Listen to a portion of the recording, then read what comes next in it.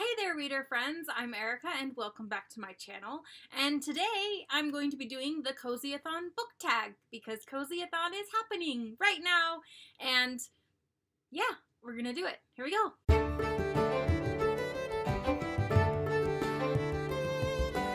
Cozyathon is a readathon that is hosted by Sylvia K, and I posted my Cozyathon TBR last week sometime. I'll leave a link to it down below.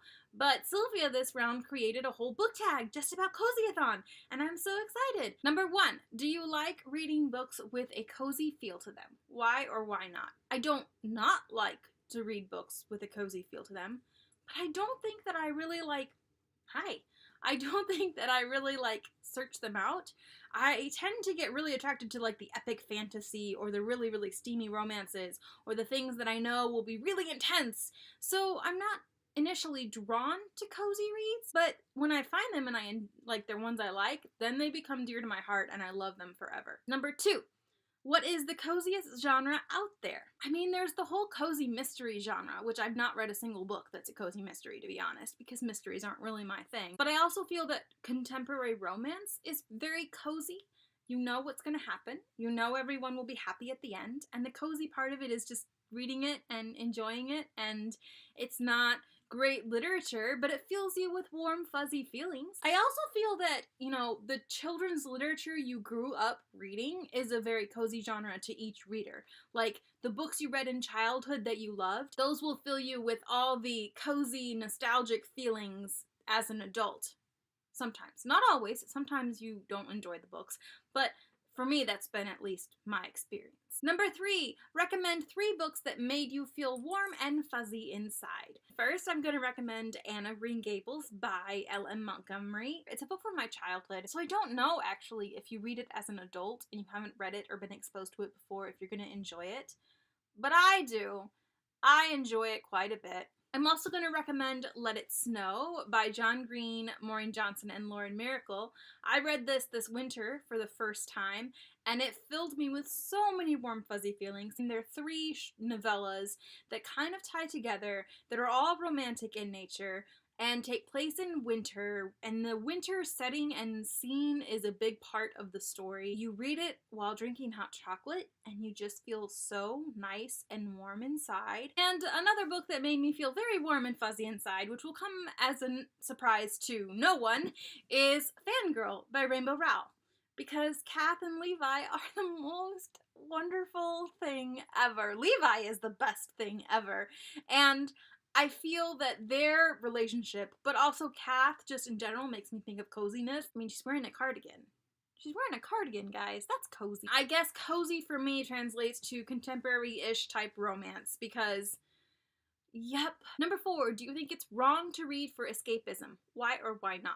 In general, no. I don't think it's wrong to read for escapism. In some ways, I think it's very healthy to read for escapism because engaging with your mind in that imaginative reading space and that sensation of completely disappearing and being immersed in a book is, for me at least, so important. Not just in terms of enjoying having entertainment and enjoying my life, but it does a lot for me mental health wise as well. Sometimes just being able to escape that way and in a way that requires my brain, it's so reinvigorating. You know that feeling when you completely disappear into a book, you love it so much, and you come out of it and you're just kind of exhausted but invigorated and recharged? I think that escapism is a actually really good thing about the human experience. I think it's why we create art. I think it's why we create these things. I think that we tend to look down on escapism because we feel like it's something that you do in your leisure time and you're not being productive, like you're not doing something that's resulting in a tangible thing and you don't make money at it, and so because of that we don't value it as much as maybe we should. And I find that really interesting because I think that anything you do in your spare time for yourself that you enjoy is worth something. It has value, and even though it's not monetary or maybe approved by society, as long as you're not hurting anybody or yourself, it's a good thing. It's not a bad thing. It's not a bad thing. I think I'm just gonna go ahead and say it. It's not a bad thing. I also feel like the people that are poo-pooing on escapist type reading are people that maybe don't do it, or that see it as something that like introverts do and that they do so they don't go out and engage in the world. And I'm sorry, that's a big load of BS, because I read for escapism all the time, but I also have a full-time job and I'm working and I do other things. I think that the problem is we think of escapism as something like you have to do to get out of whatever situation you're in or avoid the situation you're in, and we view that kind of negatively, but that's not how I view reading for escapism. That's not how I view it at all. Really, I feel like that could be an entire video in and of itself. Is reading for escapism bad, and what exactly escapism is and what does it do? Maybe I've already done the whole discussion just now, but yeah, I'd be really curious to see everybody else's thoughts on this question. Make sure to leave them down below. Number 5, do you think reading challenges and coziness go together? Why or why not? Not necessarily. Because for me, reading challenges are something where it's like you have like tunnel vision and you just have to like get it done and read all the books and complete all the challenges.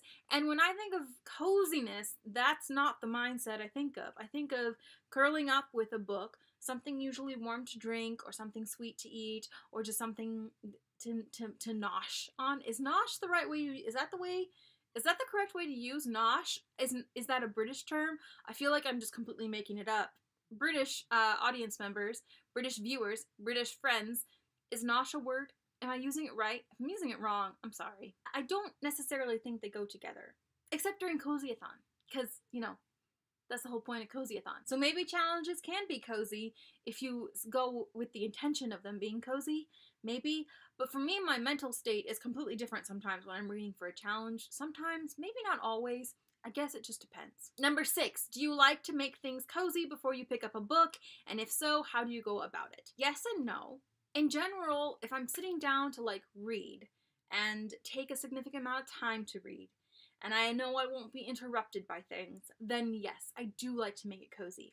I'll usually light a favorite scented candle, I'll have something to drink next to me, and I'll usually be in my like comfy chair, that's my chair, that I can sit, it's like an armchair that I can sit like cross-legged in and like really like get cozy in. I don't have to, it's so comfortable, I love that chair to pieces. And of course, a cat, because that's necessary. I also really like it if the lighting is kind of warm and not harsh fluorescent light. Light plays a big part for me in terms of feeling cozy. If it's bright and really well lit, it's hard for me to feel relaxed because of the fact that I'm like a highly sensitive person and bright light overstimulates me. So I tend to turn off the ceiling light in my office when I'm reading and turn on like side lights that are warmer light. Maybe not the best for my eyes, but definitely the best for my mood. That's the way I like to get cozy before I read. But I don't always have to be feeling cozy when I read. When I read on break at work, it's not the coziest of experiences. Or if I'm reading like in the car or listening to an audiobook while I'm driving, like those aren't cozy experiences, but I still enjoy reading during those experiences. So sometimes, yes, I like to be cozy, and sometimes it's just not available for me. It's not possible. You know what I'm saying? Number 7, do you listen to music while reading? And if so, recommend a song or playlist you like. Not really. It distracts me to have music playing, honestly, while I'm reading. I definitely can't listen to anything that has lyrics in it. I actually am one of those people that the best reading I do is in complete silence or with natural sound. If it's raining, or if there are birds, or if there's wind like going through branches and trees, or water from like a river or creek or whatever. That's okay, I can handle that. A purring cat, I can handle those noises.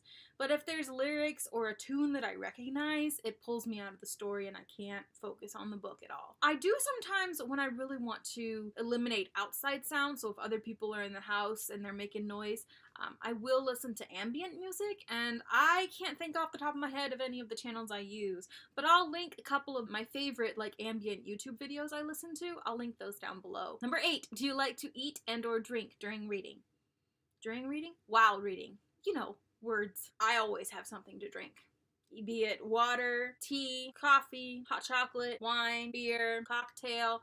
I always have something to drink nearby when I'm reading. Sometimes I do have snacks, but it's not as necessary. I mean, if I have like a cookie or a sweet treat, or maybe some chips or crackers, if I'm feeling a little peckish, I'll have those on hand, but it's not as necessary as having something to drink. I have to have something to drink. Number 9 is having a Booktube channel conducive to a cozy reading routine.